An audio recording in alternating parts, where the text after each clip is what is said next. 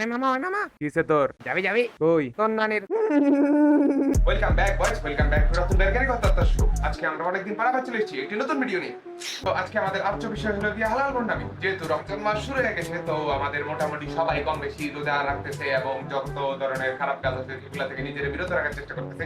কিন্তু এই রমজান মাসের ভিতরেও কিছু অত্যন্ত মধুর প্রাণীর আবির্ভাব হয়েছে, যারা মনে করেন যে রমজান মাসে ওই মনে হয় সকাল থেকে সন্ধ্যা পর্যন্ত তো এরা পাক পবিত্র অবস্থা থাকে, কিন্তু আজান দেওয়ার সাথে সাথে এটা শুরু হয়ে যায় খেলা।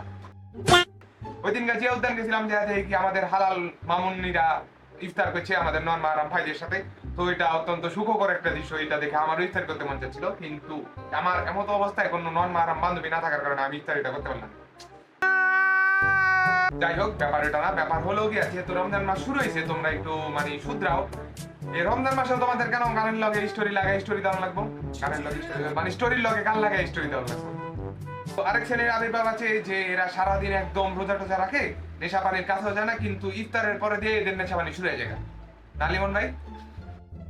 তো ভাই, রমজান মাসটা হচ্ছে নিজেকে শুধরানোর মাস। এই মাসটাতে আমরা যতটা পারি একটু নিজেরে ভালো করার চেষ্টা করি। এসব ভণ্ডামি টন্ডামি বাদ দাও না, একটু আল্লাহর রাস্তায় আহো।